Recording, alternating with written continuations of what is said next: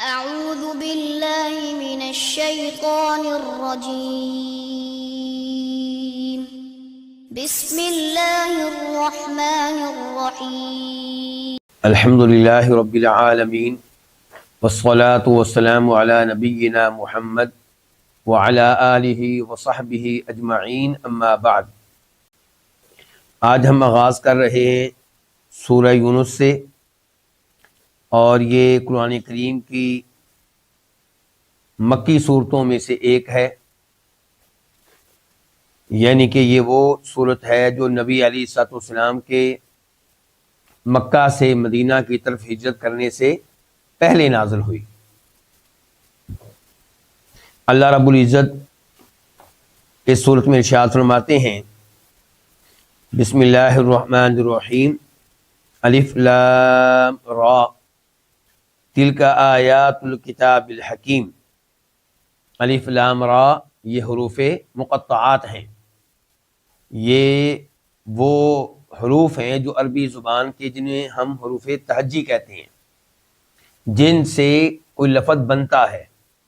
مثال کے طور پہ الحمد، یہ کن حروف سے بنا ہے؟ الف لام ہا میم دال، تو انہیں عربی میں حروف مقطعات کہتے ہیں، ہم اردو میں حروف تہجی کہتے ہیں۔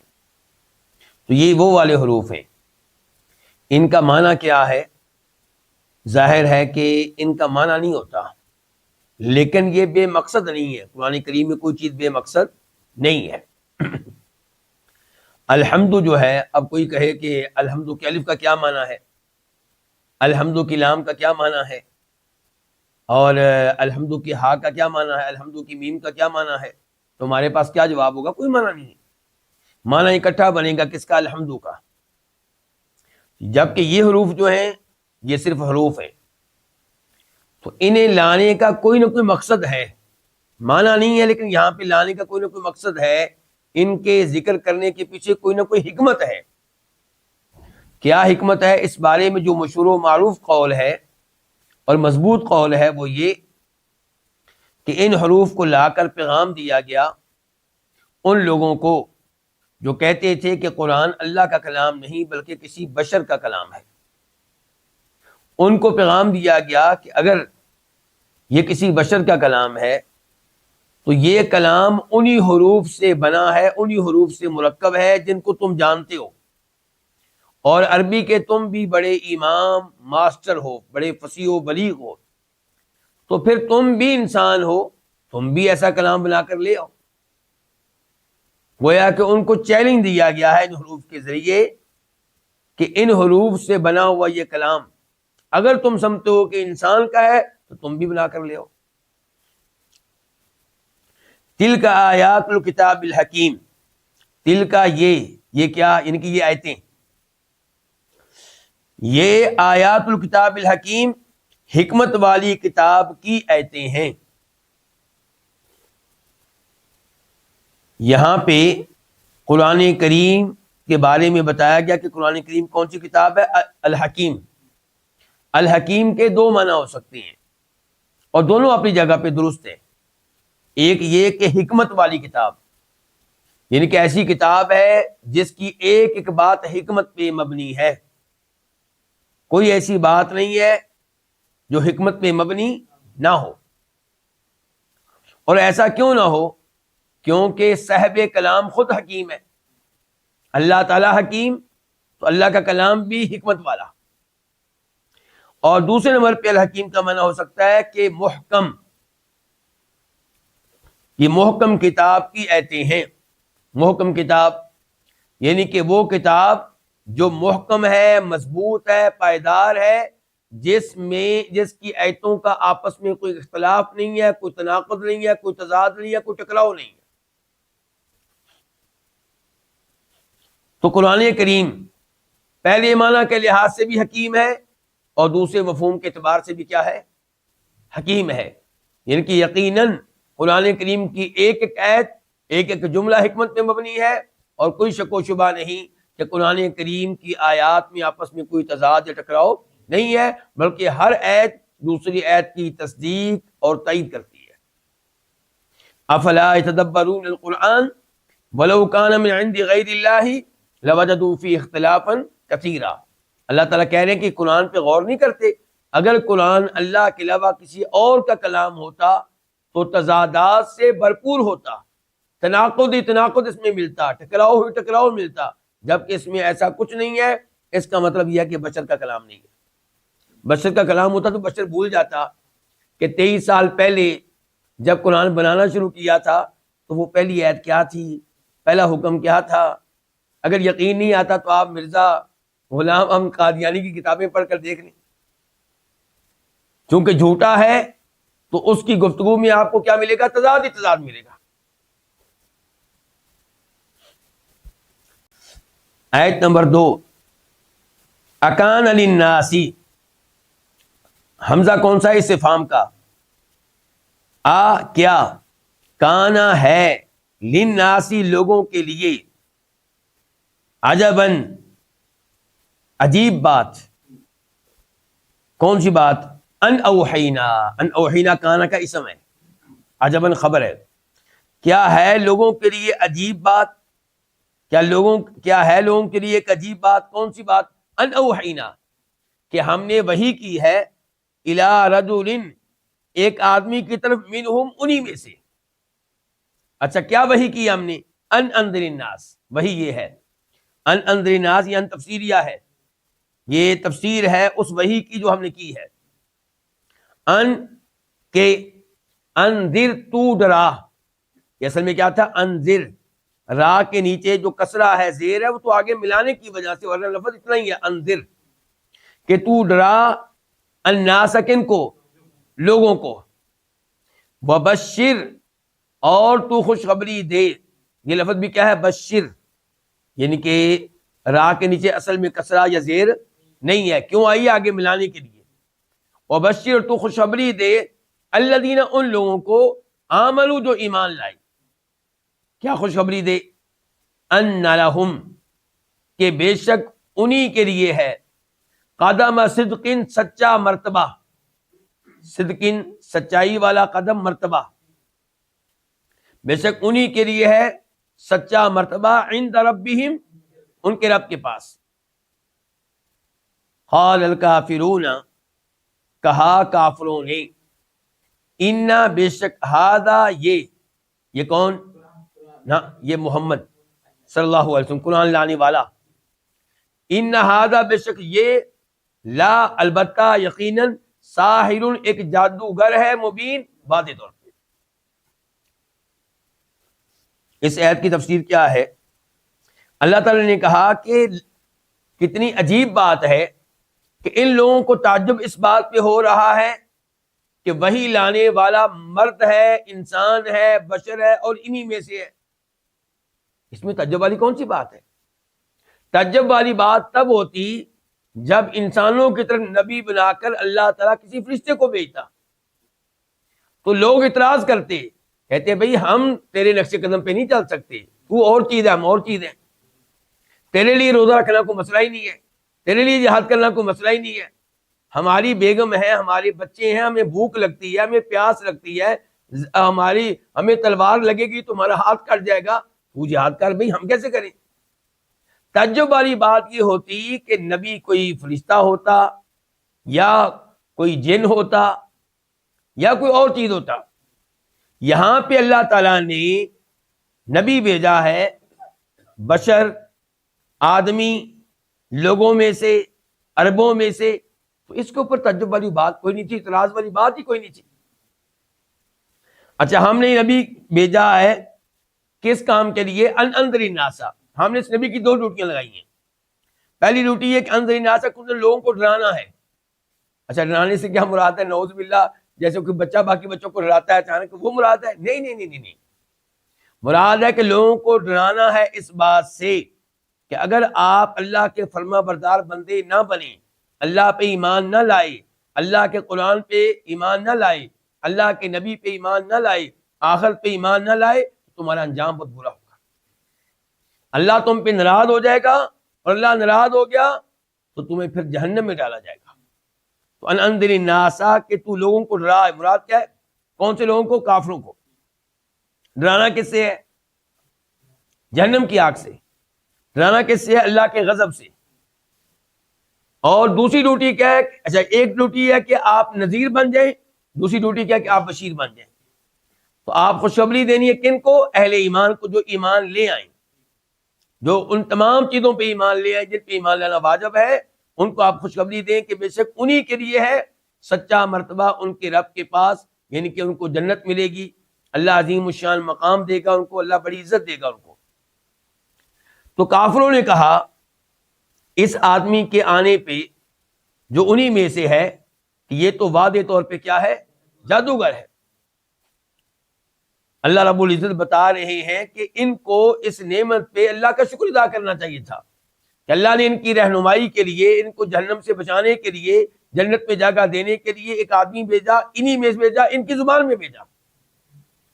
یہ بجائے اس کے کہ اللہ کا شکر ادا کریں، بجائے اس کے کہ ایمان لائیں، آگے سے کہتے ہیں کہ یہ واضح طور پر جادوگر ہے. جبکہ آدمی وہ ہے جس کی 40 سالہ اس زندگی کو یہ جانتے ہیں جو نبوت سے پہلے کی ہے. اچھا کیا انہوں نے کبھی اس آدمی کو دیکھا کہ کسی جادوگر کے پاس بیٹھتا ہو، کسی جادوگر کے پاس کوئی تعلیم لی ہو؟ جب 40 سال میں ایسی کوئی چیز نہیں ملی تو صرف اس کلام کی وجہ سے تہمت لگا دینا جادوگر ہے، اتنے افسوس کی بات. آیت نمبر 3 ان ربکم اللہ الذی خلق السماوات والارض فی 6 ایام ثم استوى علی العرش یدبر الامر. ان بے شک، ربکم تمہارا رب کس کو کہتے ہیں؟ رب وہ ہوتا ہے جو خالق ہو، مالک ہو، رازق ہو، سارے امور کی تدبیر کرنے والا ہو. بے شک تمہارا رب، یعنی کہ تمہارا خالق، تمہارا مالک، تمہارے امور کی تدبیر کرنے والا، بے شک تمہارا رب وہ اللہ ہے، تمہارا رب وہ اللہ ہے. الذی صفت ہے لفظ اللہ کی، اس لیے میں نے کہا وہ اللہ. بے شک تمہارا رب وہ اللہ ہے جس نے پیدا کیا السماوات، یہ آسمانوں کو، والارض اور زمین کو، فی 6 ایام، کتنے دنوں میں؟ 6 دنوں میں. ایام یوم کی جمع ہے، 6 ثم پھر استوا وہ بلند ہوا، علی العرش کس پہ؟ عرش پہ. یدبر وہ تدبیر کرتا ہے، الامر امور کی، معاملات کی، یعنی کہ مخلوق کے معاملات کی. مراد یہ ہے، بریکٹ میں یہ ہوگا ما من شفیع، ما نافیہ ہے، نہیں ہے، من زائدہ ہے، ما اور شفیع شفاعت کرنے والا، نہیں ہے کوئی بھی شفاعت کرنے والا الا مگر من بعد اذنہ، اس کی اجازت کے بعد. کس کی اجازت کے بعد؟ اللہ کی اجازت کے بعد. ذالکم اللہ، یہی اللہ، ذالکم یہی اللہ، اللہ ربکم تمہارا رب ہے، فاعبدوہ پس تم اس کی عبادت کرو. افلا تذکرون، فا کا معنی پس، حمزہ کا معنی کیا؟ لا نہیں. لیکن اردو میں ترجمہ پہلے کس کا ہوگا؟ فا کا، حمزہ کا بعد میں ہوگا. پس کیا تم نصیحت حاصل نہیں کرتے؟ تذکرون اصل میں کیا تھا؟ تتذکرون. پس کیا تم نصیحت حاصل نہیں کرتے؟ اللہ رب العزت نے پچھلی آیت میں تذکرہ کیا تھا نبوت کا، رسالت کا، اللہ کے نبی کا، بطور رسول، بطور نبی. اب یہاں پہ اللہ تذکرہ کر رہے ہیں اپنے معبود برحق ہونے کا اور اپنے رب ہونے کا. گویا کہ اس آیت میں تذکرہ ہے اللہ تعالیٰ کی ربوبیت کا بھی اور اللہ تعالیٰ کی الوہیت اور عبادت کا بھی. اور آپ کہہ سکتے ہیں کہ اللہ کا نام بھی آیا اس میں اللہ. تو اس لحاظ سے توحید کی تینوں اقسام اس آیت میں پائی جاتی ہیں. تو اللہ تعالیٰ یہاں توحید کے دلائل دے رہے ہیں کہ تمہارا رب کون ہے؟ وہ اللہ جس نے پیدا کیا آسمان و زمین کو 6 دنوں میں. تو عبادت اس کی کرنی چاہیے، رب اس کو مانے جو خالق ہے. جو کیا ہے؟ خالق بھی کس کا؟ ایک ایک چیز کا، اور خاص طور پہ آسمانوں کا، اور ساتھ کے ساتھ آسمانوں کا اور زمین کا وہ خالق ہے، اور ان کو پیدا کیا 6 دنوں میں. اچھا اللہ نے کن کہہ کر ایک لمحے میں پیدا کیوں نہیں کر دیا؟ اس کے پیچھے بھی اللہ کی حکمتیں ہیں. مثال کے طور پہ ایک حکمت یہ ہو سکتی ہے کہ اللہ نے مجھے اور آپ کو سبق دیا ہے کہ ہم جو بھی کام کریں ٹھہر ٹھہر کے کریں. ہمیں ٹھہراؤ ہونا چاہیے کسی کام کے بھی کرنے میں. جلد بازی کو اچھی چیز نہیں ہے، ورنہ اللہ نے کن کہنا تھا اور کن کہنے تھے آسمان و زمین قائم ہو جاتی ہیں. لیکن اللہ نے ان کو پیدا کیا کتنے دنوں میں؟ 6 دنوں میں. یہ 6 دن کون سی ہیں؟ اس کا ایک معنی یہ ہو سکتا ہے کہ جتنے وقت میں اللہ تعالی نے آسمان و زمین کو پیدا کیا وہ وقت 6 دنوں کے برابر بنتا ہے. یہ کیوں میں کہہ رہا ہوں 6 دنوں کے برابر بنتا ہے؟ 6 دن کیوں نہیں کہہ دیا؟ کیونکہ اس زمانے میں نہ سورج تھا نہ بھی نہ چاند تھا، تو دن کہاں تھے؟ دن کہاں تھے؟ تو اس کا ایک معنی یہ ہو سکتا ہے کہ جتنے وقت میں اللہ نے آسمان و زمین کو پیدا کیا وہ وقت 6 دنوں کے برابر ہے. اور دوسرا 6 دنوں سے مراد یہ ہو سکتا ہے کہ اللہ نے کہا ہے نا وَإِنَّ يَوْمًا عِندَ رَبِّكَ كَأَلْفِ سَنَةٍ مِّمَّا تَعُدُّونَ، تیرے رب کے ہاں ایک دن 1000 سال کے برابر بنتا ہے اس گنتی کے مطابق جو تم کرتے ہو. اس کا مطلب یہ نکلے گا کہ وہ 6 دن جو تھے ان کا ایک دن 1000 سال کے برابر تھے. ثم استوى على العرش، پھر وہ بلند ہوا عرش پہ. تو اللہ تعالیٰ کی صفات میں سے ایک صفت کیا ہے کہ اللہ تعالیٰ اوپر ہے. عرش اللہ کی سب سے بڑی مخلوق ہے. آپ دیکھ رہے ہیں کہ اللہ بار بار عرش کا تذکرہ کرتا ہے کیونکہ اللہ کی سب سے بڑی مخلوق ہے. میں نے کل بھی وعدے کیا تھا کہ آسمان اتنا وسیع ہے کہ انسانوں کو آج اس ترقی کے زمانے میں بھی آسمان کا کنارہ نہیں ملا. جدید ترین جہاز ان کے پاس آ چکے ہیں، لمبے لمبے سفر کر رہے ہیں، لیکن ان کو آسمان کا کنارہ نہیں ملا، زمین کا کنارہ نہیں ملا. تو کتنی وسیع ہے زمین اور کتنا وسیع ہے آسمان. یہ وسیع آسمان، یہ وسیع زمین، ان سے کہیں زیادہ وسیع ہے اللہ کی کرسی. ان سے کہیں زیادہ کشادہ ہے اللہ کی کرسی.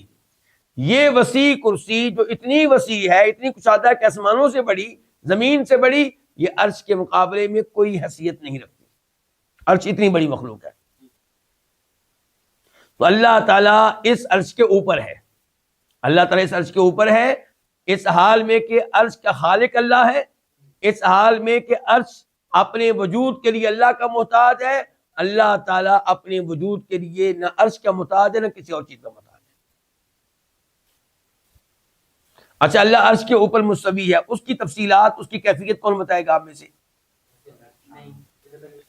جی ہاں، یہ ذہن میں رکھنا ہے ہمیشہ، کیونکہ جب ہم عقیدہ بیان کرتے ہیں تو بدتی لوگ، گمراہ لوگ کہتے ہیں اگر اللہ عرش کے اوپر ہے تو آپ یہ بتائیں اللہ بڑا کہ عرش بڑا؟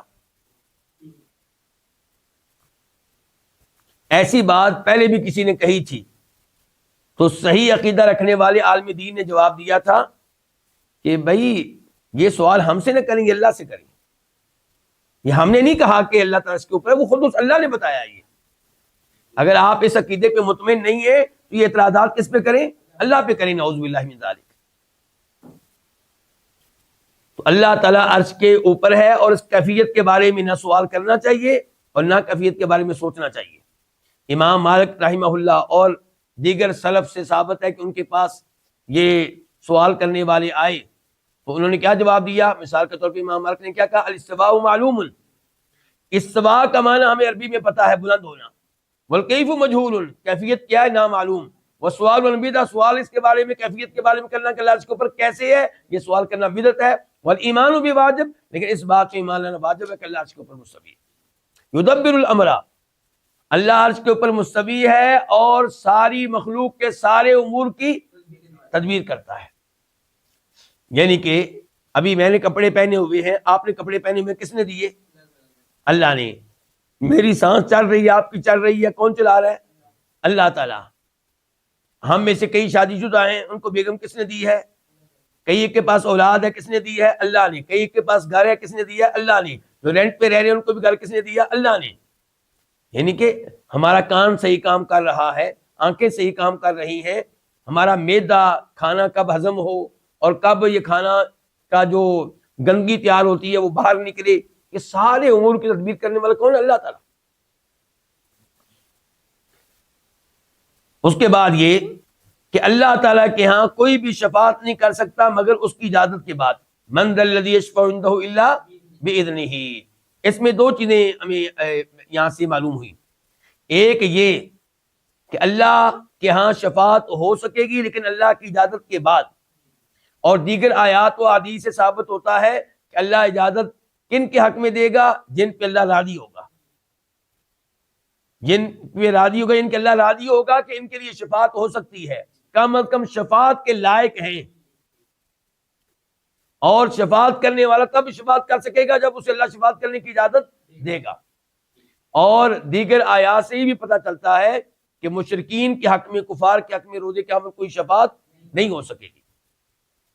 اور شفاعت ہی ہے، اللہ کے اوپر کوئی زور زبردستی نہیں کر سکتا، اللہ کے اوپر کوئی پریشر نہیں ڈال سکتا۔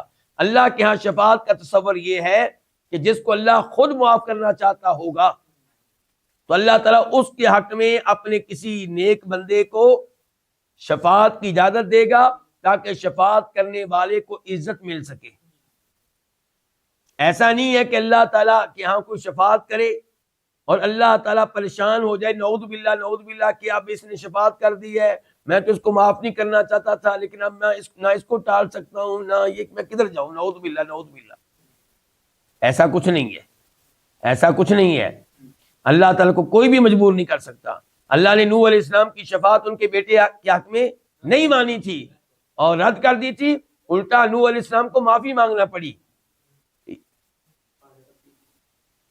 نوح علیہ السلام نے کہا نا، نوح علیہ السلام کو معافی مانگنا پڑی، وَإِلَّا تَغْفِرْ لِي وَتَرْحَمْنِي أَكُن مِّنَ الْخَاسِرِينَ، کہ اللہ میں نے شفاعت کی، مجھے معاف کر دے، میرے اوپر رحم فرما۔ اللہ کے نبی علیہ السلام ابو طالب کے حق میں شفاعت کرتے رہے، اللہ نے روک دیا، مانی نہیں، شفاعت کرنے سے بھی روک دیا۔ ابراہیم علیہ السلام شفاعت کریں گے والد کے حق میں، اللہ تعالیٰ نہیں قبول کرے گا۔ ذالکم اللہ ربکم، یہ اللہ تمہارا رب ہے۔ پہلے کہا تھا تمہارا رب وہ اللہ ہے، اب کہا یہ اللہ تمہارا رب ہے۔ گویا کہ جو تمہارا رب ہے وہی اللہ ہے، وہی حقدار ہے اس بات کا کہ اس کی عبادت کی جائے، اور جس کی تم عبادت کر رہے ہو وہی تمہارا رب ہے، وہی تمہیں دینے والا ہے۔ جب اللہ کو آپ نے رب مان لیا تو معبود بھی مانے، جب اللہ کو معبود مان لیا تو رب بھی مانے۔ فَاعْبُدُوهُ، اس لیے تم اسی کی عبادت کرو۔ افلا تذکرون، بس کیا تم نصیحت حاصل نہیں کرتے؟ اتنے اہم دلائل تمہیں دے دیے گئے ہیں، پھر بھی اللہ تعالیٰ کے ساتھ اوروں کو شریک کرتے ہو۔ شفاعت کے نام پہ بھی اللہ تعالیٰ کے ساتھ کسی اور کو شریک کرنے کی اجازت نہیں ہے۔ آیت نمبر 4 الیہ، اسی کی طرف، کس کی طرف؟ اللہ کی طرف، مرجعو، لوٹنا ہے، کم، تمہارا، جمیعاً، سب کے سب کا۔ وعد اللہ حقا، اللہ کا وعدہ ہے حقا، سچا۔ انہو، بے شک وہ کون؟ وہ اللہ، یبدأ الخلق، پہلی بار پیدا کرتا ہے مخلوق کو، یبدأ، پہلی بار پیدا کرتا ہے خلقہ، مخلوق کو، ثم، پھر، یعیدہ، وہ اس مخلوق کو لٹائے گا، یعنی کہ دوبارہ پیدا کرے گا، دوبارہ زندگی دے گا، پھر وہ اس کو لٹائے گا، کیوں؟ لیجزیہ، لام کا معنی کیا؟ تاکہ، یجزیہ، وہ جزا دے، وہ بدلہ دے، الذین آمنوا، ان لوگوں کو جو ایمان لائے، وعملوا الصالحات، اور جنہوں نے نیک عمل کیے۔ بدلہ کیسے دے؟ بالقسط، انصاف کے ساتھ، اللہ کسی پہ ظلم نہیں کرے گا۔ والذین، اور وہ لوگ، کفروا، جنہوں نے کفر کیا، لہم، انہی کے لیے ہے، لام کا معنی کے لیے، ہم، وہ، انہی کے لیے ہے کیا؟ شراب المشروب، ان کے پینے والی چیز، انہی کے لیے ہے مشروب، من حمیم، کھولتے ہوئے پانی کا یا نہایت گرم پانی کا، وعذاب علیم، دوسرے نمبر پہ ان کے لیے کیا ہے؟ دردناک عذاب، کیوں؟ بما کانوا یکفرون، اس لیے کہ وہ کفر کیا کرتے تھے۔ اللہ رب العزت اس آیت میں آگاہ کر رہے ہیں عقیدہ آخرت سے تو ایک تو پتا چلا کہ عقیدہ آخرت پہ ایمان لانا ضروری ہے، اس بات پہ کہ تم سب نے اللہ کے پاس پہنچنا ہے، اللہ کے سامنے حاضر ہونا ہے۔ دوسرے نمبر پہ اس پہ وارننگ ہے کہ اس کی تیاری کر لو۔ ایک یہ کہ ایمان لے آؤ، اور دوسرے نمبر پہ اس کی تیاری کر لو۔ وعد اللہ حقا، یہ اللہ کا سچا وعدہ ہے، اس کا غلط ہونا ممکن نہیں ہے۔ اللہ رب العزت نے یہ بتایا کہ اللہ کے لیے کیا مشکل ہے، جس نے تمہیں پہلی بار پیدا کیا تھا اس کے لیے تمہیں دوبارہ پیدا کرنا کون سا مشکل ہے۔ اور پھر بتایا مقصد کیا ہے اس کا، کیوں آخرت ہوگی، کیوں تمہیں اٹھایا جائے گا، کیوں اللہ کے سامنے پیش کیا جائے گا، تاکہ اللہ تعالی ایمان والوں کو اور نیک اعمال کرنے والوں کو بدلہ دے انصاف کے ساتھ، یعنی کہ ان کو ایک ایک نیکی کا اجر و ثواب ملے گا، ان کے اوپر کسی قسم کا ظلم نہیں کیا جائے گا، البتہ اللہ کا فضل ہوگا ان کے اوپر۔ اور وہ لوگ جنہوں نے کفر کیا ان کو بھی سزا ملے۔ کیا کیا سزائیں ملیں گی؟ نمبر ایک سزا یہ بتائی گئی کہ پینے کے لیے کھولتا ہوا پانی ملے گا، جو ان کی آنتوں کو جلا کر رکھ دے گا۔ اور دردناک عذاب جہنم کا، کیوں؟ بما کانوا یکفرون، اس لیے کہ کفر کیا کرتے تھے۔ خبردار کیا جا رہا ہے، وارننگ دی جا رہی ہے کہ نہ اللہ کے ساتھ کفر کرو، نہ اللہ کے رسول کے ساتھ کفر کرو، نہ اللہ کے قرآن کے ساتھ کفر کرو، اور نہ آخرت کے ساتھ کفر کرو۔ ان تمام چیزوں پہ ایمان لاؤ جن پہ ایمان لانا ضروری اور واجب ہے۔ آیت نمبر 5 هو الذی، وہی ہے جس نے جعل، بنایا، الشمس، سورج کو، ضیاء، تیز روشنی والا، والقمر، اور چاند کو، نورا، نور والا، وقدرہ، اور قدر، اور اس نے مقرر کی، ہو، اس کی، کس کی؟ چاند کی، منازل، منزلیں، لی، کیوں منزلیں مقرر کی؟ لی، تاکہ، تعلمو، تم جان سکو، عدد سنین، سالوں کی گنتی، سالوں کی تعداد، السنین جمع ہے سنتن کی، سالوں کی تعداد، والحساب، اور حساب کو جان سکو، سالوں کی گنتی کو اور حساب کو۔ ما، نہیں، خلق اللہ، اللہ نے پیدا کیا، ذالک، اس کو، ان چیزوں کو، الا، مگر، بالحق، کی حق کے ساتھ، یفصلو، وہ واضح کرتا ہے، کھول کر بیان کرتا ہے، الآیاتی، ان آیات کو، ان آیتوں کو، لقوم، ایسی قوم کے لیے، یعلمون، جو علم رکھتی ہو۔ اللہ رب العزت نے اپنی قدرت اور اپنی توحید کے مزید دلائل دیے۔ اللہ رب العزت نے کہا کہ یہ اللہ جس کا تعارف پہلے کرایا گیا ہے، اسی نے سورج کو بنایا تیز روشنی والا، اور چاند کو بنایا نور والا۔ تو لفظ ضیاء اور نور میں کیا فرق ہے؟ ہم دیکھتے ہیں کہ سورج کی روشنی کیا ہوتی ہے؟ تیز، گرمی والی، اور چاند کی روشنی میں نہ تیزی ہوتی ہے نہ گرمی ہوتی ہے، بڑی پرسکون قسم کی روشنی ہوتی ہے۔ تو اللہ تعالیٰ بتایا اللہ ہی نے سورج کو بنایا تیز روشنی والا اور چاند کو بنایا نور والا۔ مزید یہ کہ اللہ تعالیٰ نے چاند کی منزلیں بنائی ہیں۔ کتنی منزلیں؟ 28۔ روزانہ ایک نئی منزل سے وہ طلوع ہوتا ہے، اور ایک نئی اس کی کیفیت ہوتی ہے جب طلوع ہوتا ہے۔ تو اس کی شکل و صورت دیکھ کر اور اس کے طلوع ہونے کی جگہ کو دیکھ کر سمجھدار لوگ اندازہ لگا لیتے ہیں کہ آج کون سی تاریخ ہے۔ اچھا، یہ دورانیہ ہوتا ہے 28 دن کا، پھر ایک دن یا 2 دن چاند کیا رہتا ہے؟ پوشیدہ۔ 28 دن اس کی یہ منزلیں ہوتی ہیں، اور 1-2 دن کیا رہتا ہے؟ پوشیدہ۔ 29 دنوں کا ہوگا تو 1 دن پوشیدہ رہے گا، 30 دنوں کا ہوگا تو پھر نئے سرے سے طلوع ہوگا، زیرو سے پھر دوبارہ اس کا کام چلے گا۔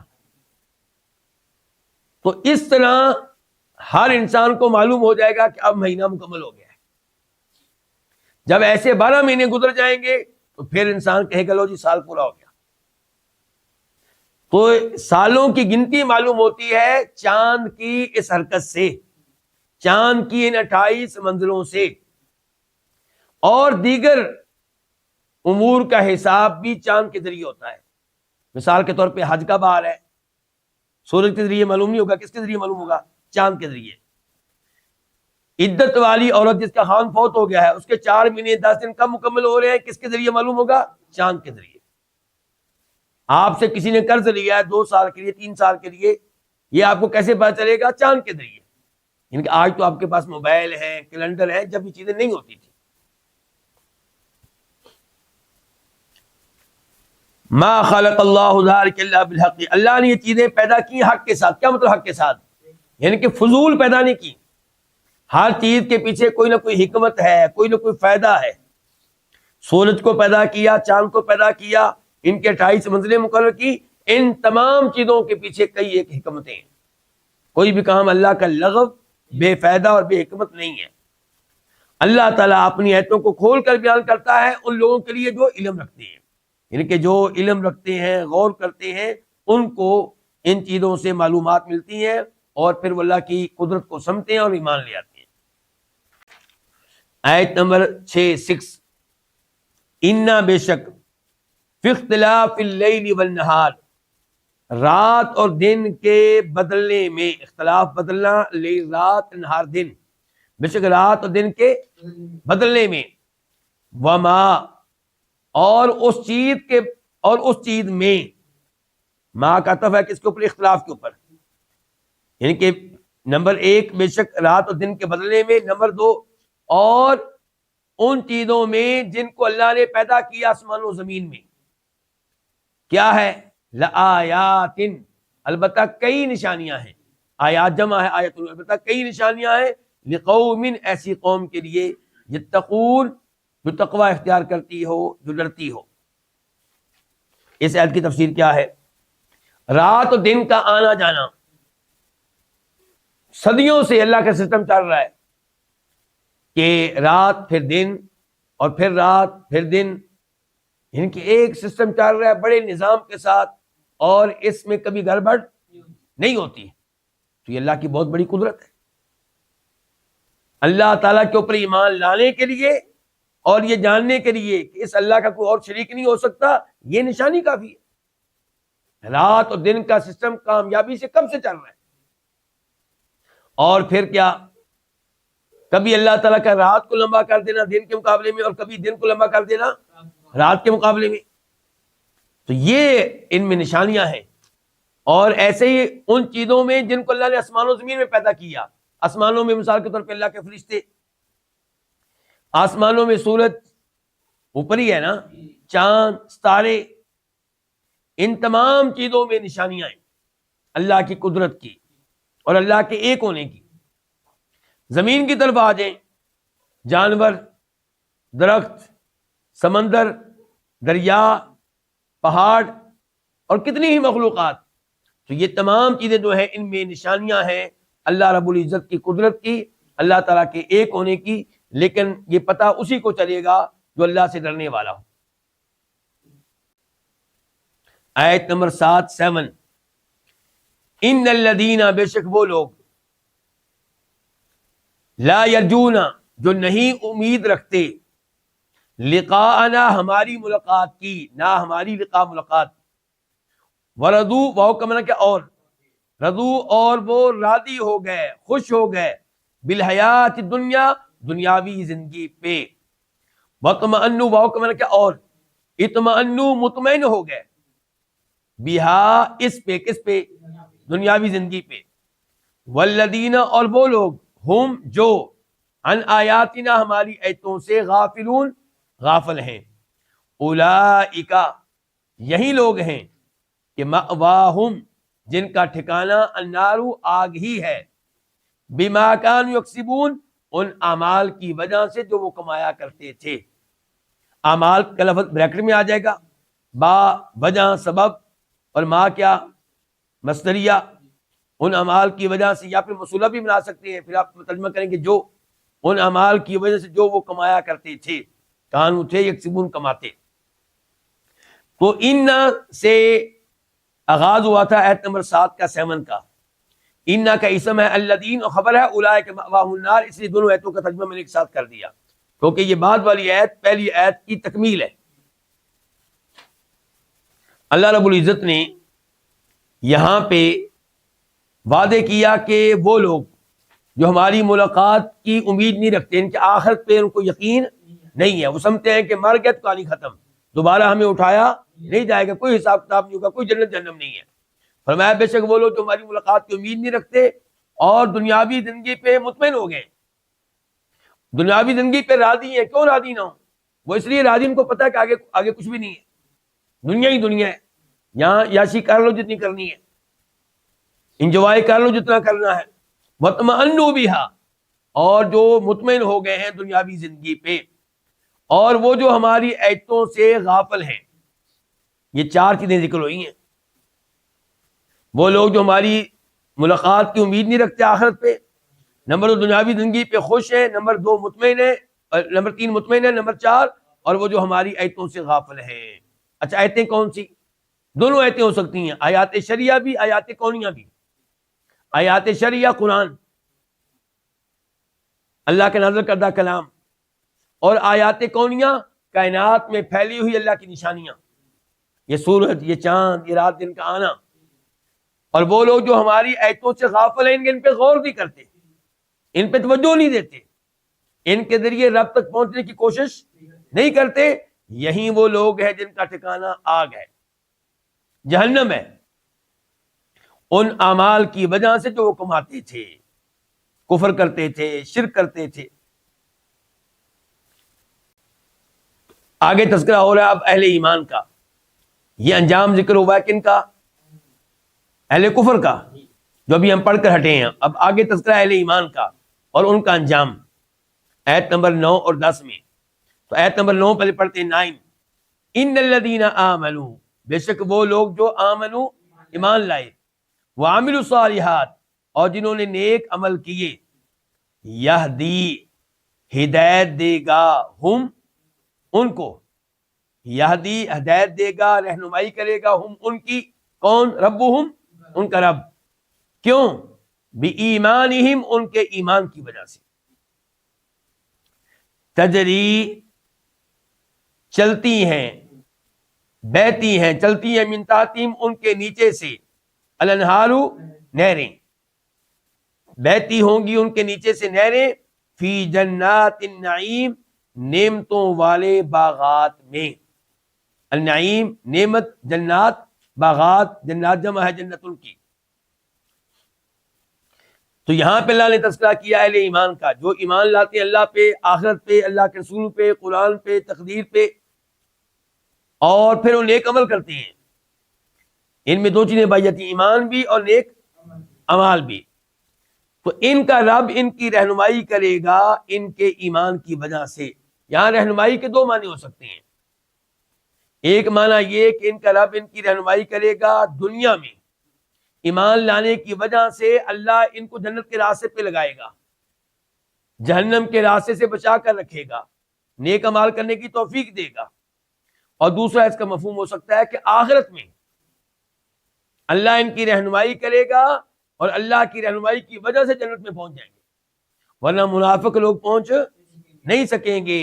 جیسا کہ قرآن کریم کی آیات اور حدیث سے معلوم ہوتا ہے کہ اہل ایمان جو ہیں ان کو اللہ تعالیٰ نور دے گا، نور ان کے آگے بھی ہوگا، ان کی دائیں جانب بھی ہوگا، اس نور کی وجہ سے وہ جنت کی طرف جا رہے ہوں گے، اور شروع میں منافق بھی ان کے ساتھ ہوں گے۔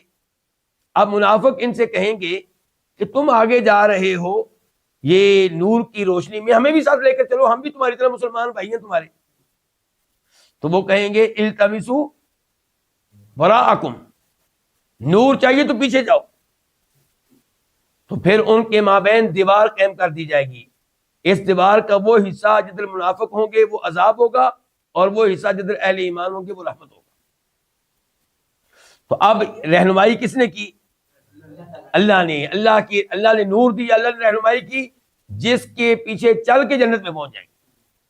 تو یہاں پہ ہدایت اور رہنمائی سے مراد دنیا میں بھی ہو سکتا ہے جنت کے راستے پہ لگانا، اور آخرت میں بھی ہو سکتا ہے، اور زیادہ مفہوم یہی لگ رہا ہے آخرت کا،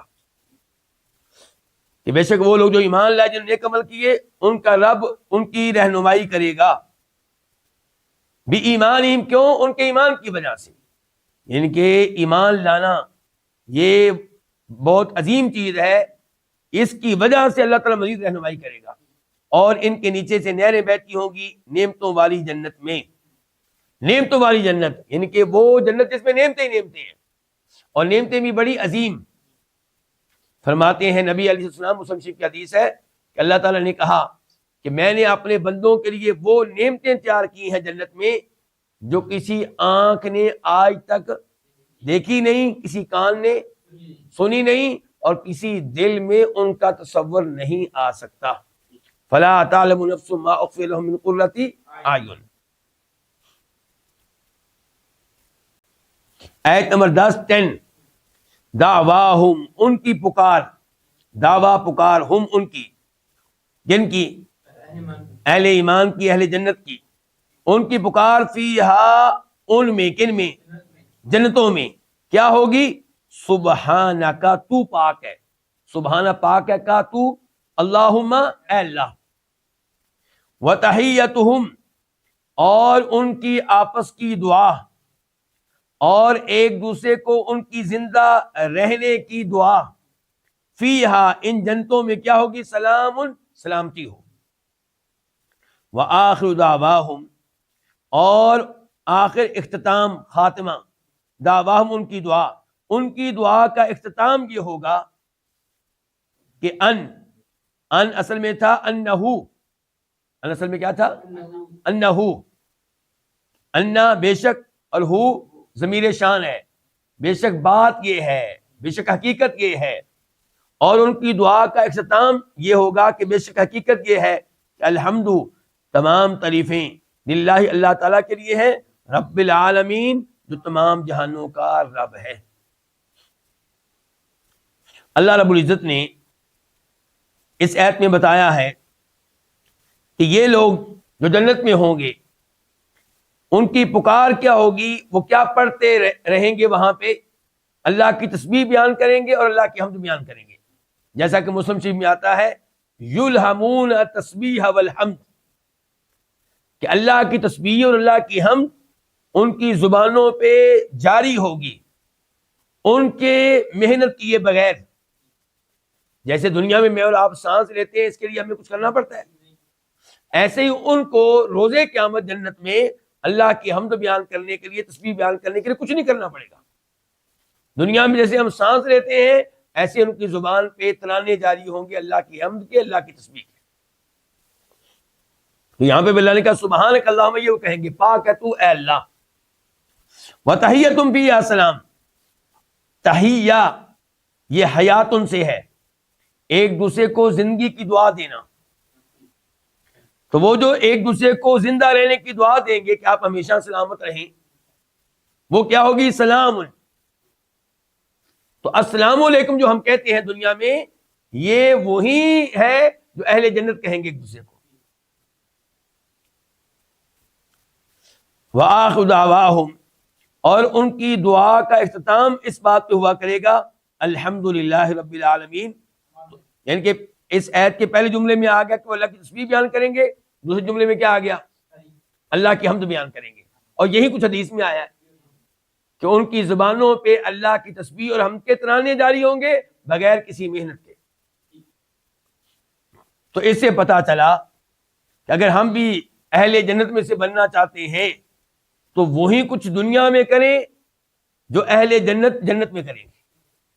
یہاں پہ اللہ کی حمد و ثنا بیان کی جائے، الحمدللہ رب العالمین پڑھیں، سورہ فاتحہ پڑھیں، اور اللہ کی تسبیح بیان کیا کریں، سجدے میں کہا کریں سبحانک اللہم ربنا وبحمدک اللہم اغفر لی، اس میں تسبیح بھی ہے، اللہ کی حمد و ثنا بھی ہے، سبحان اللہ وبحمدہ، اس میں اللہ کی تسبیح بھی ہے، اللہ کی حمد و ثنا بھی ہے۔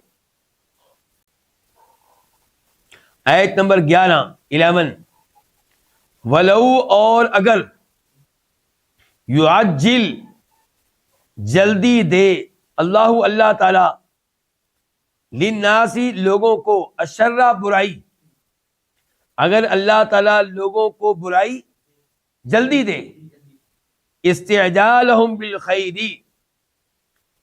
ان کو بہت جلدی خیر دینے کی طرح، ان کو بہت جلدی خیر دینے کی طرح، کیونکہ استعجالہم یہ مفعول مطلق ہے یعجل کا، اور آپ کہہ سکتے ہیں کہ یوں ہے کا استعجالہم، یعنی کہ اگر اللہ تعالیٰ لوگوں پہ شر کو، برائی کو، عذاب کو، مصیبت کو، سزا کو ایسے ہی جلدی بھیجے جیسے اللہ تعالیٰ ان پہ خیر کو جلدی بھیجتا ہے، تو پھر کیا ہو، لقضی الیہم اجلہم، لا البتہ قضی پورا کر دیا جائے الیہم ان کی طرف، اجلہم ان کی مدت کو، ان کے وقت مقررہ کو، فنذروا پس ہم چھوڑتے ہیں الذین ان لوگوں کو، لا یرجون جو نہیں امید رکھتے، لقاءنا ہماری ملاقات کی، فی طغیانہم ان کی سرکشی میں، یعمہون اس حال میں کہ سرگرداں پھرتے ہیں، اس حال میں کہ سرگرداں پھرتے ہیں، حیران پھرتے ہیں۔ اس آیت کا ایک مفہوم تو آپ کو معلوم ہو چکا ہوگا کہ جیسے اللہ تعالیٰ لوگوں پہ جلدی سے خیر بھیجتا ہے، جلدی سے اللہ تعالیٰ لوگوں کو خیر دیتا ہے، لوگوں کو بیٹے مل رہے ہیں بغیر کوئی پیسے دیے، کافروں کو بھی مل رہے ہیں جو اللہ کی عبادت بھی نہیں کرتے، توحید پہ بھی نہیں ہے، بیٹے مل رہے ہیں، گھر مل رہا ہے، گاڑی مل رہی ہے، مال مل رہا ہے، شہرت مل رہی ہے۔ تو جیسے اللہ تعالیٰ لوگوں کو جلدی سے خیر دے دیتا ہے، اگر اللہ تعالیٰ لوگوں کے گناہوں کی وجہ سے جلدی سے شر دے دے، سزا دے دے، مصیبتیں بھیج دے، تو دنیا میں کوئی رہ نہ سکے، پھر دنیا پہ کوئی زندہ رہے، ادھر گناہ کرے گا ادھر اللہ تعالیٰ اسے ختم کر دیں گے۔ لیکن اللہ تعالیٰ مہربان ہے، اللہ تعالیٰ حلیم ہے، بردبار ہے، اللہ تعالیٰ مہلت دیتا ہے، تو اللہ تعالیٰ اسی لیے کہہ رہے ہیں، لیکن ہم کیا کرتے ہیں، ہم لوگوں کو نظر انداز کر دیتے ہیں، ان لوگوں کو بھی نظر انداز کر دیتے ہیں جو جن کا ہمارے عقیدہ آخر پہ ایمان نہیں ہے، اپنی سرکشی میں لگے ہوئے ہیں، سرگرداں پھر رہے ہیں، حیران پھر رہے ہیں۔ جب آپ صراط مستقیم پہ نہیں ہوں گے پھر آپ کی سوچیں منتشر ہوں گی۔ تو یہ کیا تھا اس آیت کا پہلا مفہوم۔ دوسرا مفہوم یہ ہو سکتا ہے کہ اگر اللہ تعالیٰ لوگوں کو جلدی برائی دے دے، شر دے دے، جیسا کہ وہ اللہ تعالیٰ سے خیر مانگتے ہیں، جیسے وہ اللہ سے خیر مانگتے ہیں، جس طرح وہ اللہ تعالیٰ سے چاہتے ہیں کہ اللہ ان کو جلدی خیر دے، ایسے اللہ تعالیٰ اگر جلدی سے لوگوں کو شر دے دے تو پھر لوگ زمین پہ زندہ نہ رہ سکیں۔ یہ دو معنی ہیں، لیکن اللہ تعالیٰ پھر بتایا ہے یہاں پہ، اللہ تعالیٰ کہتے ہیں کہ ہم نظر انداز کرتے ہیں لوگوں کو، ہم چھوڑ دیتے ہیں ان کو ان کی حالت میں، مہلت دیتے ہیں، شاید توبہ کر لیں، شاید سنبھل جائیں۔ آیت نمبر 13، آیت نمبر 12 وَإِذَا اور جب مسا چھوتی ہے، پہنچتی ہے، الانسان انسان کو، الضر تکلیف، دعا وہ پکارتا ہے نا ہمیں، لِجَنبِهِ اپنے پہلو پہ، جم کا بنا پہلو ہی، اپنے لام کے لیے، اپنے پہلو کے لیے مراد یہ کہ اپنے پہلو پہ، بریکٹ میں اپنے پہلو پہ لیٹے ہوئے، او قائدن یا بیٹھے ہوئے، او قائمن یا کھڑے ہوئے، فلما پس جب، کشفنا ہم ہٹا دیتے ہیں، ہم دور کر دیتے ہیں، عنہ اس سے، کس سے، انسان سے، ضرہ اس کی تکلیف کو، مرہ وہ چل دیتا ہے، وہ گزر جاتا ہے، کأن اصل میں تھا کأنہو، کان اصل میں کیا ہے، کأنہو، کأنہ کا معنی کیا ہوتا ہے، گویا کہ، اور ہو کا معنی یہ ضمیر شان ہے، گویا کہ بات یہ ہے، گویا کہ حقیقت یہ ہے، تو مرہ وہ چل دیتا ہے، کأنہو گویا کہ، لم یدعونا اس نے ہمیں نہیں پکارا، ہم سے نہیں دعا کی، ہمیں نہیں پکارا، الی ضر اس تکلیف کی طرف، مسہ جو اس کو پہنچی، کذالک اسی طرح، زینا مزین کر دیے گئے ہیں، خوشنما بنا دیے گئے ہیں، للمسرفین حد سے تجاوز کرنے والوں کے لیے، لام الگ ہے، مسرفین الگ ہے. مسرفین جمع ہے مسرفن کی، اسراف اسی سے ہوتا ہے. گویا کہ مزین کر دیے گئے ہیں حد سے بڑھنے والوں کے لیے. کیا مزین کر دیے گئے ہیں؟ ما کانوا یعملون، وہ اعمال بریکٹ میں، وہ اعمال جو وہ کیا کرتے تھے. اللہ رب العزت نے اس آیت میں بتایا انسان کا مزاج، انسان کی طبیعت، کہ جب اس انسان پہ مصیبت آتی ہے پھر یا اللہ یا اللہ یا اللہ، لیٹے ہوئے بھی اللہ کو پکار رہا ہوگا، بیٹھے ہوئے بھی اللہ کو پکار رہا ہوگا، کھڑے ہو کر بھی ان کے ہر حال میں اللہ سے دعائیں، اللہ سے التجائیں، اللہ سے درخواستیں.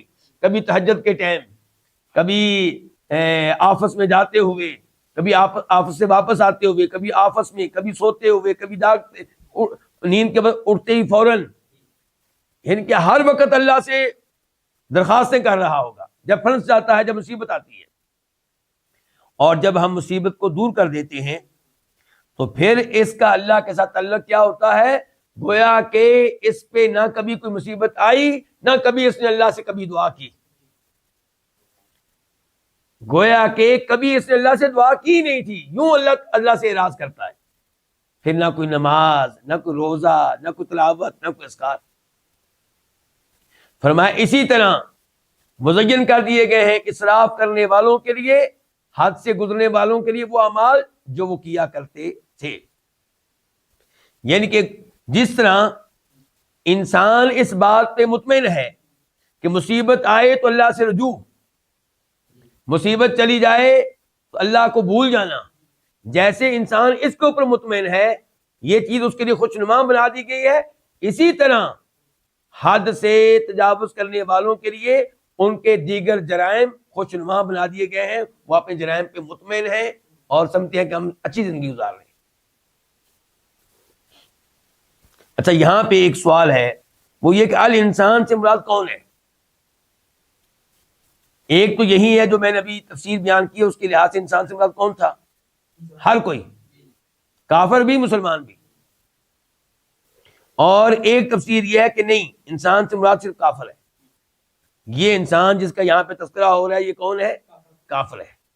ایک تفسیر ہے، علماء کرام کی ایک رائے ہے ان آیات کی وجہ سے جو آگے آ رہی ہے. بہرحال فی الحال تو یہ لگتا ہے کہ اس سے مراد عام انسان ہے، اس سے مراد عام انسان ہے، کافر بدرجہ اولا، اور کئی گنہگار مسلمان بھی جو مصیبت آتی ہے تو نمازیں پڑھتے ہیں، بعد میں چھوڑ دیتے ہیں. لیکن ایسے مسلمان بھی ہیں جو اس طرح نہیں ہیں، جو اللہ کو یاد رکھتے ہیں خوشی میں بھی اور غم میں بھی. ان کا اللہ کے ساتھ مضبوط تعلق ہے، جیسا کہ مسلم شریف کی حدیث ہے عجبا لامر المؤمن فان امرہ کلہ خیر. مومن کا معاملہ بڑا عجیب ہے، مومن کے ہر معاملے میں خیر ہی خیر ہے. اگر مصیبت آتی ہے تو صبر کرتا ہے، اللہ کی خاطر اجر و ثواب لے جاتا ہے. خوشی ملتی ہے، نعمت ملتی ہے، اللہ کا شکر ادا کرتا ہے، ثواب لے جاتا ہے. تو ایسے لوگ بھی ہیں، وہ ظاہر ہے کہ اس سے مستثنا ہے. تو ایسے لوگ ہیں جو ہر حال میں اللہ کو یاد رکھتے ہیں. اور خود اللہ کے نبی کیسے تھے علیہ الصلوۃ والسلام؟ کان یذکر اللہ علی کل احیانہ، اللہ کے نبی علیہ الصلوۃ والسلام ہمیشہ اللہ تعالیٰ کا ذکر کرتے تھے، اللہ کو یاد رکھتے تھے. بلکہ اللہ تعالیٰ نے سورہ آل عمران کے آخر میں کیا کہا ہے؟ ان فی خلق السماوات والارض واختلاف اللیل والنہار لآیات لأولی الالباب الذین یذکرون اللہ قیاما وقعودا وعلی جنوبہم ویتفکرون فی خلق، کہ اللہ نے کہا کہ وہ عقل مند لوگ بھی موجود ہیں جو اللہ کا ذکر کرتے ہیں، کھڑے ہوں تب بھی، بیٹھے ہوں تب بھی، لیٹے ہوں تب بھی، اور آسمان و زمین کی تخلیق پہ بھی غور کرتے رہتے ہیں، اور اللہ تعالیٰ کی عظمت کو پھر اپنے دل میں بٹھاتے ہیں. آیت نمبر 13 وَلَقَدْ، اور البتہ تحقیق، بحکمن اور لام البتہ قد تحقیق، اہلکنا ہم نے ہلاک کیا، القرون جمع ہے کس کی؟ قرن کی، کئی قوموں کو ہم نے ہلاک کیا، من قبلکم تم سے پہلے اقوام کو، تم سے پہلے اقوام کو، قبل پہلے، کم تم سے پہلے اقوام کو، تم سے پہلے کئی قوموں کو ہم نے ہلاک کیا. کب ہلاک کیا؟ لما جب ظلموا، انہوں نے ظلم کیا. وجاءت اور آئے ہم ان کے پاس، رسولہم ان کے رسول، رسول جمع ہے رسول ان کی، آئے ان کے پاس ان کے رسول بالبینات واضح دلائل لے کر، معجزات لے کر، وما کانوا اور نہیں تھے وہ، وما نہیں کانوا تھے وہ، اور نہیں تھے وہ لیؤمنو کہ ایمان لائیں، کذالک اسی طرح نجزی ہم سزا دیتے ہیں، ہم بدلہ دیتے ہیں، ہم جزا دیتے ہیں القوم المجرمین مجرم لوگوں کو۔ اللہ رب العزت نے یہاں پہ مخاطب کیا ہے امت محمد صلی اللہ علیہ وسلم کو، اور ان کو تنبیہ کی ہے، وارننگ دی ہے، فرمایا تم سے پہلے بھی کئی قومیں آئیں، لیکن جب انہوں نے ظلم کیا، شرک کیا، نبیوں کا مذاق اڑایا، ان پہ ایمان نہ لائے، ان کے معجزات کو قبول نہ کیا، تو ہم نے ان کو ہلاک کیا جبکہ رسول ان کے پاس آئے تھے، اور رسول صرف خود نہیں آئے، واضح دلائل لے کر آئے، معجزات لے کر آئے، لیکن وہ ایمان لانے والے نہیں تھے۔ تو اللہ تعالیٰ فرماتے ہیں جیسے پھر ہم نے ان کو سزائیں دی، ایسے ہی ہم مجرم لوگوں کو سزا دیا کرتے ہیں۔ تو اگر تم لوگ باز نہیں آؤ گے اے امت محمد صلی اللہ علیہ وسلم، تو تمہیں بھی ایسے ہی سزا ملے گی۔ آیت نمبر 14 ثم پھر جعلنا ہم نے بنایا کم تمہیں خلائفہ جانشین، خلائفہ جمع ہے خلیفتن کی، پھر ہم نے بنایا تمہیں جانشین فی الارض زمین میں، من بعدہم ان کے بعد، لی تاکہ ننظرا ہم دیکھیں، کیفا کیسے، تعملون تم عمل کرتے ہو۔ اللہ رب العزت نے پچھلی آیت میں بیان کیا تھا کہ ہم نے تم سے پہلے کئی قوموں کو ہلاک کیا جب انہوں نے ظلم کیا، شرک کیا، کفر کیا، یرحمک اللہ، رسول آ جانے کے باوجود، معجزات مل جانے کے باوجود جب انہوں نے یعنی کہ ہلاکت کا راستہ اختیار کیا تو ہم نے ان کو ہلاک کیا، ہمارا عذاب ان پہ آیا۔ اللہ کہتے ہیں اب تمہارا نمبر آ گیا، اب اس امت کا نمبر ہے، اب ہم نے تم کو زمین میں ان کا جانشین، میں پہلے زمین پہ وہ رہتے تھے، اب تم رہتے ہو۔ اچھا ہم نے تم کو جانشین کیوں بنایا ہے؟ لننظرا، تاکہ ہم دیکھیں کہ تم اب کیسا عمل کرتے ہو زمین پہ رہ کر۔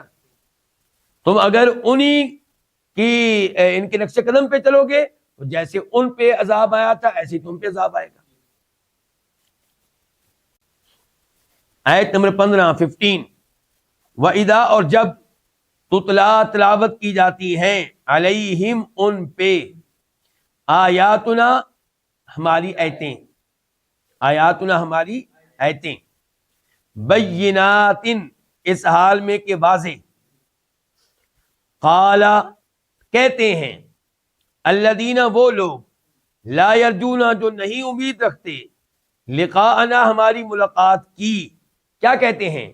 کہتے ہیں اتی کا مطلب تو آ، یہ فعل امر آرڈر، تو آ، لیکن آگے با آ گئی، اب میں نے کیا ہوگا تو لا قرآن، کوئی قرآن، غیر ہذا اس کے علاوہ، جو اب موجود ہے اس کے علاوہ، او یا بدل تو تبدیل کر دے ہو اس کو، قل تو کہہ دے، ما یکون لی میرے لیے، لی دو الفاظ ہیں لام اور یا، میرے لیے، ما کا معنی نہیں ہے میرے لیے، یعنی کہ میرے شیان شان نہیں ہے، یا میرے لیے جائز نہیں ہے، جائز کا لفظ بریکٹ میں ہوگا، یعنی کہ ما یکون جائزا لی، ما یکون صحیحا لی، میرے لیے نہیں ہے، میرے لائق نہیں ہے، ان کہ ابدلا میں بدل دوں ہو اس کو، یعنی کہ اس قرآن کو، من تلقاء نفسی اپنے نفس کی طرف سے، اپنی ذات کی طرف سے خود ہی میں بدل دوں، تلقاء طرف، ان نہیں، اتبعو میں پیروی کرتا، الا مگر، ما اس چیز کی جو یوہا وحی کی جاتی الیہ میری طرف، الا اور یا یہ دو لفظ ہیں، الا اور یا میری طرف، انی بے شک میں، یہ اصل میں کیا انا اور یا، بے شک میں اخاف ڈرتا ہوں، ان اگر عصیت میں نے نافرمانی کی، ربی اپنے رب کی، ڈرتا کس چیز سے ہوں؟ عذاب یوم عظیم، ایک عظیم دن کے عذاب سے۔ اللہ تعالیٰ یہاں پہ بیان کر رہے ہیں کہ جب ان کے سامنے قرآن کی تلاوت کی جاتی ہے اور قرآن کی آیتیں بالکل واضح ہیں، حق ان سے واضح طور پہ معلوم ہو رہا ہوتا ہے، تو وہ لوگ کہتے ہیں جن کا آخرت پہ ایمان نہیں ہے. جب آخرت پہ ایمان نہیں تو اللہ کا ڈر بھی نہیں. وہ کہتے ہیں کہ آپ اس قرآن کی جگہ کو اور قرآن لے آئیں یا اس میں تبدیلیاں کر دیں تو ہم ایمان لے آئیں گے. آپشن کیا ہے کہ یا یہ قرآن پورا ہی ختم کر کے کوئی نیا قرآن لے آئیں یا اس قرآن میں کچھ تبدیلیاں کریں. مثال کے طور پہ اس قرآن میں جن آیات میں ہمارے معبودوں کی توہین ہے، ہمارے معبودوں کو کہا گیا کہ نفع نقصان کے مالک نہیں ہے، کہا گیا کہ ان کی عبادت نہیں کرنی چاہیے شفاعت کے نام پہ، وہ آیات آپ ختم کر دیں، یا وہ آیات ختم کر دیں جن میں عقیدہ آخرت کا تذکرہ ہے. تو یا پورا قرآن تبدیل کریں یا تبدیلیاں کریں. تو اللہ نے کہا ہمارے نبی سے علیہ السلام، آپ ان کو بتا دیں قرآن بنانے والا میں نہیں ہوں، نہ ہی مجھے یہ اختیار دیا گیا کہ میں اس میں تبدیلیاں کروں. میں تو ایک نبی اور رسول ہوں، جو وحی نازل ہوتی ہے اس کی پیروی کرتا ہوں، اس کے مطابق زندگی گزارتا ہوں، اس کے مطابق تبلیغ کرتا ہوں. میرا اتنا بڑا اختیار کہاں سے آ گیا کہ میں کوئی اور کتاب لے کر آؤں یا اس میں تبدیلیاں کر دوں. بلکہ صورتحال یہ ہے کہ اگر میں نے اس قرآن کو تبدیل کیا اور اللہ کی نافرمانی کی تو مجھے تو روز آخرت کے عذاب سے ڈر لگتا ہے. اللہ اکبر. تو پتہ چلا کہ نبی علیہ السلام اگرچہ تمام انسانوں میں سب سے افضل ہیں، سب سے اعلیٰ ہیں، سب سے مقدس ہے، لیکن مختار کل نہیں ہے، حاجت روا نہیں ہے، غوث اعظم نہیں ہے، مرضی کے مالک نہیں ہے. آیت نمبر 16 قل تو کہہ دے لو شاء اللہ، اگر اللہ چاہے، ما نہ تلوتو میں تلاوت کروں ہوں اس قرآن کی، علیکم تم پہ، تمہارے سامنے، ولا اور نہ ادرا وہ خبر دے کم وہ خبر دے کون؟ اللہ. وہ خبر دے کم تمہیں بھی اس کے ساتھ، کس کے ساتھ؟ اس قرآن کے ساتھ. فقد پس تحقیق، لبستو میں ٹھہرا ہوں، فیکم تم میں، عمراً ایک عمر، من قبل ہی اس سے پہلے، افلا تعقلون پس کیا تم سمتے نہیں ہو، پس کیا تم عقل نہیں کرتے ہو. اس آیت میں اللہ تعالیٰ نے اپنے نبی سے کہا علیہ السلام کہ آپ ان سے کہیں کہ میں قرآن تمہیں پڑھ پڑھ کر سنا رہا ہوں، ایسا ہی ہے، اور میں یہ کہتا ہوں کہ اللہ کا کلام ہے، میں کہتا ہوں کہ اللہ کا کلام ہے. اگر میں جھوٹا ہوتا تو اللہ رب العزت مجھے پکڑ لیتا، اللہ تعالیٰ مجھے اس کی سزا دیتا. اتنے عرصے سے 23 سال سے میں اللہ کی طرف نسبت کر کے کہہ رہا ہوں کہ یہ بھی اللہ کا کلام ہے، یہ بھی اللہ کا کلام ہے، لیکن میرے اوپر تو اللہ کا کوئی عذاب نہیں آیا، مجھے اللہ نے ہلاک نہیں کیا. جبکہ اللہ نے اصول بیان کیا قرآن میں کہ وَلَوْ تَقَوَّلَ عَلَيْنَا بَعْضَ الْأَقَاوِيلِ لَأَخَذْنَاهُ بِالْيَمِينِ، کہ اگر یہ محمد علیہ السلام ہمارے ذمے کوئی بات اپنی طرف سے لگاتا تو ہم پکڑ لیتے، ہلاک کر کے رکھ دیتے. تو اللہ کے نبی کہہ رہے ہیں کہ اگر اللہ تعالیٰ چاہتا تو میں اس کی تلاوت تمہارے سامنے نہ کرتا، اور نہ خود اللہ تعالیٰ میرے اوپر یہ قرآن تمہارے لیے نازل کرتا، نہ اللہ نازل کرتا، میں نہ پڑھ کر تمہیں سناتا. تم غور کرو کہ میں تم میں ایک عمر رہا ہوں، کتنے سال؟ 40 سال. ان 40 سالوں میں کبھی میں نے ایسی ویسی حرکت کی ہو جس کی وجہ سے میں تمہاری نگاہوں میں مشکوک ٹھہرا ہوں پہلے کبھی؟ یا کبھی میں نے کبھی جھوٹ کہا ہو، یا کبھی میں نے امانت میں خیانت کی ہو؟ جب تم میرے اخلاق کے شاہد ہو، گواہ ہو، مانتے ہو، اقرار کرتے ہو، میری امانت کو مانتے ہو، میری سچائی کو مانتے ہو، اور اس سے پہلے میں نے کوئی ایسی حرکت نہیں کی، تو آج میں ایسی حرکت کیسے کر سکتا ہوں؟ پھر تم ایک اور بات ذہن میں رکھو کہ وَمَا كُنْتَ تَتْلُو مِنْ قَبْلِهِ مِنْ كِتَابٍ وَلَا تَخُطُّهُ بِيَمِينِكَ إِذًا لَارْتَابَ الْمُبْطِلُونَ. اللہ نے کہا سورہ عنکبوت میں کہ آپ نبی بننے سے پہلے کبھی آپ نے کوئی تحریر نہیں پڑھی، اوپر دیکھ کر پڑھنا آپ کو نہیں آتا، نہ کبھی آپ نے اپنے ہاتھ کے ساتھ کبھی کوئی تحریر لکھی.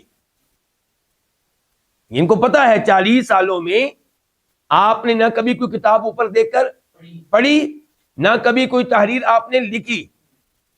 تو یہ دلیل ہے کہ یہ قرآن اللہ کا کلام ہے، اپنی کاوش نہیں ہے. اگر نبی علیہ الصلوۃ والسلام 40 سال سے پہلے اوپر دے کر کوئی کتاب پڑھنا جانتے ہوتے، لکھنا جانتے ہوتے، پھر یہ کہتے یہ آدمی چونکہ پڑھنا لکھنا جانتا ہے اس لیے پرانی کتابیں اس نے پڑھی ہیں اور ان کے مطابق نیا کلام بنا کے پیش کر دیتا ہے.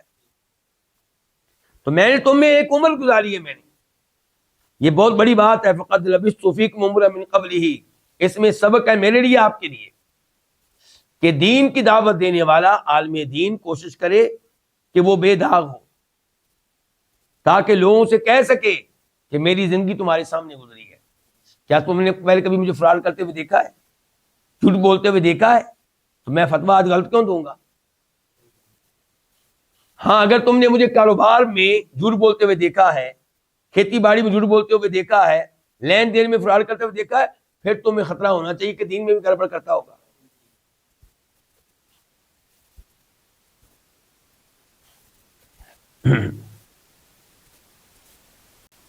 آیت نمبر 17 فمن، پس کون، فاقہ پس من کون، پس کون، اظلم زیادہ بڑا ظالم ہے، ممن اس شخص سے، یہ کتنے الفاظ ہیں؟ 2، مین اور من، یعنی کہ اس شخص سے بڑا ظالم کون ہوگا، افطرا جو گھڑے، اللہ اللہ تعالیٰ پہ کذبن کوئی جھوٹ، او کذبا یا جٹلائے بھی آیات ہی اس کی آیات کو، انہو بے شک بات یہ ہے، ضمیر شان، بے شک بات یہ ہے کہ لا یفلح نہیں فلاح پاتے المجرمون، مجرم لوگ. اس آیت میں اللہ رب العزت کہہ رہے ہیں کہ اس سے بڑا ظالم کون ہوگا جو اللہ پہ جھوٹ کہے. یعنی کہ یہ قرآن جو میں لے کر آیا ہوں اس میں یا تو میں جھوٹا ہوں تو پھر مجھ سے بڑا کوئی ظالم نہیں ہے، اور یا پھر تم اللہ کے لائے ہوئے کلام کو ماننے سے انکاری ہو، تکذیب کر رہے ہو، تو پھر تم سے بڑا ظالم کوئی نہیں. اور میں نے تو دلائل دے دیے ہیں کہ یہ قرآن اللہ کا کلام ہے، میں نے اپنی طرف سے گھڑا بنایا نہیں ہے، کیونکہ مجھے تو اوپر دیکھ کے لکھنا پڑھنا نہیں آتا. اور میری زندگی بھی تمہارے سامنے ہے کہ میں نے پہلے کبھی جھوٹ نہیں بولا، کبھی امانت میں خیانت نہیں کی، کبھی میرے اوپر کوئی تہمت آج تک نہیں لگی. تو اس کا مطلب یہ ہے کہ میں جھوٹ نہیں بول رہا. اب تم دیکھ لو کہ تم جھٹلا رہے ہو اللہ کے کلام کو، پھر تم سے بڑا ظالم کون ہوگا. اور جو ایسا ظالم ہوگا تو پھر وہ مجرم کامیاب نہیں ہو سکتا. آیت نمبر 18 وَيَعْبُدُونَ، اور یہ عبادت کرتے ہیں، من دون اللہ، اللہ تعالیٰ کے علاوہ، ما لا يضرهم، ان کی جو لا يضرهم، ان کو نقصان نہیں پہنچا سکتے، ولا ينفع، اور نہ فائدہ دے سکتے ہم ان کو، ويقولون، اور یہ کہتے ہیں، ہؤلاء، یہ، شفعاء، سفارش کرنے والے ہیں، نہ ہماری عند اللہ، اللہ کے ہاں. شفعاء جمع ہے شفیع، ان کی، جو ابھی آج ہم نے پڑھا لفظ پیچھے شفیع. آیت نمبر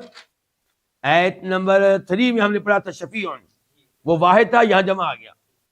اور یہ کہتے ہیں ہؤلاء، یہ کون، جن کی ہم عبادت کرتے ہیں، یہ جو ہے شفعاؤنا، ہماری شفاعت کرنے والے، عند اللہ، کس کے پاس، اللہ کے ہاں.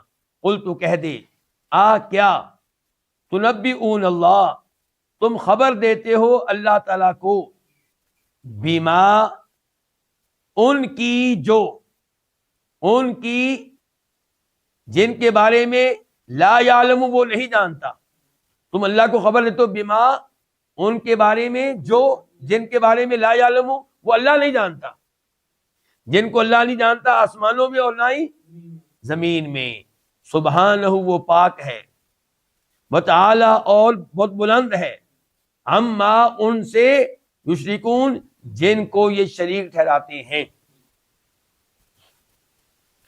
اللہ رب العزت نے یہاں پہ وعدے کیا اس شرک کے بارے میں جو اہل مکہ کیا کرتے تھے.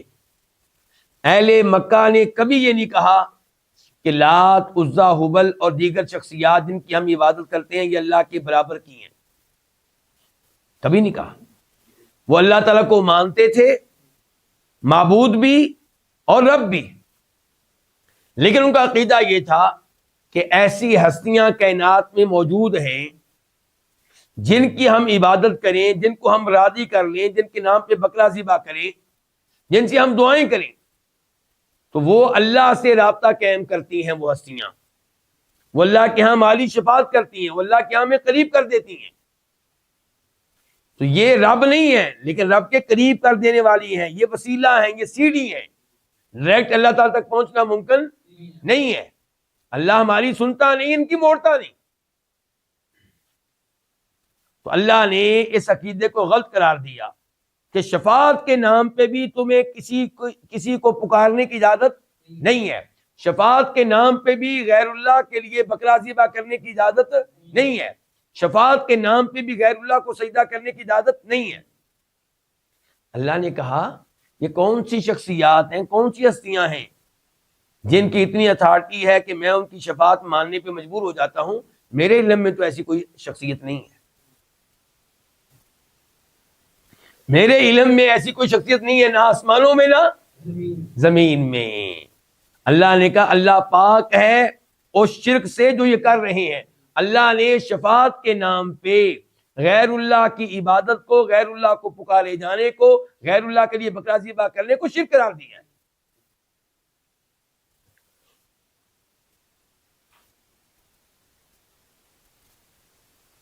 تو اللہ تعالیٰ نے نفی کی ہے ایسی شخصیات کی جن کی شفاعت ماننے پہ اللہ کیا ہو جائے، مجبور ہو جائے. اور پھر اللہ نے یہ بھی وعدہ کیا آیت کے پہلے حصے میں کہ یہ ان کی عبادت کرتے ہیں جو نفع نقصان کے مالک ہی نہیں ہے. پتہ چلا کہ عبادت کے لائق وہ ہے جو نفع نقصان کا مالک ہے، اور وہ ایک اللہ ہے.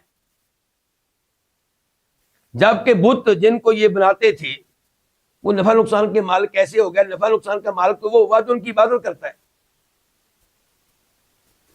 کیسے؟ بت کو بنایا کس نے؟ بت کی صفائی کون کرتا ہے؟ انسان. اچھا بت کو گرمی سردی سے کون بچاتا ہے؟ بلڈنگ تعمیر کرتا ہے، ہوا سے بچاتا ہے، ٹوٹنے سے بچاتا ہے. تو بھائی اس بت سے بڑھ کر نفع نقصان کا مالک تو یہ ہو گیا جو عبادت کرنے والا ہے. تو عبادت اس اللہ کی کرنی چاہیے جو حقیقتاً نفع نقصان کا مالک ہے.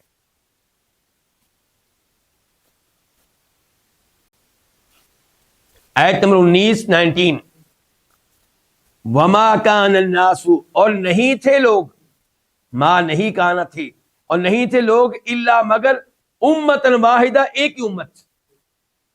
فاختلفوا، پھر فا کا معنی کیا کر لیں، پھر اختلافو، انہوں نے اختلاف کیا. ولولا، اور اگر نہ ہوتی کلمتن، ایک ایسی بات سبقت جو طے ہو چکی ہے من ربک، تیرے رب کی طرف سے، لقضی، البتہ فیصلہ کر دیا جاتا، بینہم، ان کے مابین، فی ما فیہ یختلفون، اس چیز میں جس میں یختلفون، یہ اختلاف کرتے ہیں. اس آیت میں اللہ نے پہلے تو یہ بتایا کہ لوگ ہمیشہ سے ایک امت رہے ہیں، دو امتیں نہیں. یعنی کہ شروع میں لوگ ایک ہی امت تھے، ایک ہی دین تھا، سب توحید کے اوپر تھے، کوئی شرک نہیں تھا. اور احادیث سے معلوم ہوتا ہے کہ ایسے زمانے 10 گزرے ہیں، 10 صدیاں گزری ہیں جب لوگ سارے کے سب توحید کے اوپر تھے. اللہ نے کہا کہ لوگ سب کے سب ایک ہی امت تھے، ایک ہی دین پہ تھے، اور دین اسلام تھا، دین توحید تھا. فاختلفوا، بعد میں اختلاف ہوا، شرک بعد میں آیا ہے. نوح علیہ السلام کے زمانے سے کیا آیا ہے؟ شرک آیا ہے. اچھا اللہ تعالیٰ کہتے ہیں کہ اگر یہ بات تیرے رب کی طرف سے طے نہ ہو چکی ہوتی ایک بات، تو ان کے مابین فیصلہ کر دیا جاتا. یہ کون سی بات ہے؟ ان کے اللہ نے پہلے تقدیر میں لکھ رکھا ہے کہ اللہ تعالیٰ اصل سزا کب دے گا؟ آخرت میں. دنیا میں اللہ تعالیٰ فوری طور پہ سزا عام طور پہ نہیں دیتا. یہ اللہ کا اصول ہے، مہلت دینا. تو چونکہ مہلت دینے کا اصول پہلے سے لکھا ہوا اللہ کے پاس پہلے سے طے ہے، اگر وہ اصول نہ ہوتا تو اللہ تعالیٰ ان کے مابین فیصلہ کر دیتا۔ ان امور میں جن میں اختلاف کرتے ہیں فیصلہ کیسے ہوتا؟ اللہ کا عذاب آ جاتا، شرک کرنے والوں کے اوپر اللہ کا عذاب آتا۔ لیکن اللہ تعالیٰ کے ہاں یہ ہے کہ ان کو موقع دیا جائے، یہی اللہ کا حلم ہے، یہی اللہ کی بردباری ہے۔